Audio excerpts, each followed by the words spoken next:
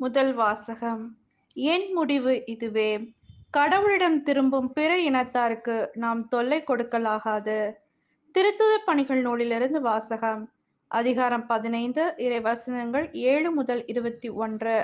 அந்நாட்களில் நெடுநேர விவாதத்திற்குப் பின்பு பேதுரு எழுந்து திருத்தூதர்களையும் மூப்பர்களையும் நோக்கி கூறியது: சகோதரரே, பிற இனத்தவர் என் வாய்மொழி வழியாக நற்செய்தியைக் கேட்டு அதில் நம்பிக்கை கொள்ளும்படி கடவுள் தொடக்கத்திலேயே உங்களிடமிருந்து என்னை தேர்ந்தெடுத்தார் என்பதை நீங்கள் அறிவீர்கள்.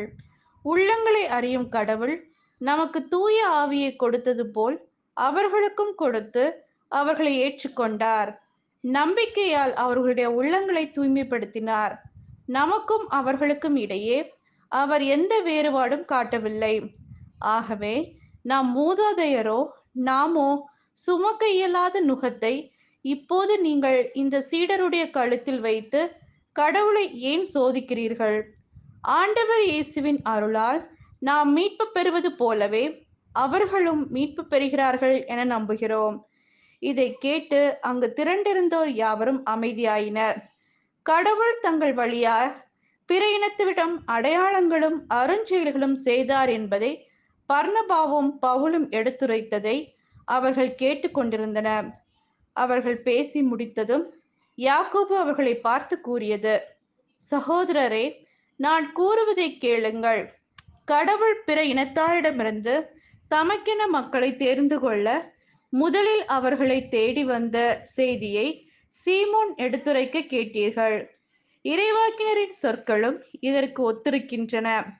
அவர்கள் பின்வருமாறு எழுதியுள்ளார்கள்: இவற்றுக்கு பின் நான் திரும்பி வந்து விழுந்து கிடக்கும் தாவீதின் கூடாரத்தை மீண்டும் எழுப்புவேன். அதில் உள்ள கிழிசல்களை பழுது பார்த்து அதை சீர்படுத்துவேன். அப்பொழுது மக்களுள் எஞ்சியிருப்போரும் என் திருப்பெயரை தாங்கியிருக்கும் வேற்றினத்தார் அனைவரும் ஆண்டவரை தேடுவர் என்கிறார் இதை செயல்படுத்தும் ஆண்டவர். தொடக்கத்திலிருந்தே இதனை அவர் தெரிவுபடுத்தியுள்ளார். எனவே என் முடிவு இதுவே: கடவுளிடம் திரும்பும் பிற இனத்தாருக்கு நாம் தொல்லை கொடுக்கலாகாது.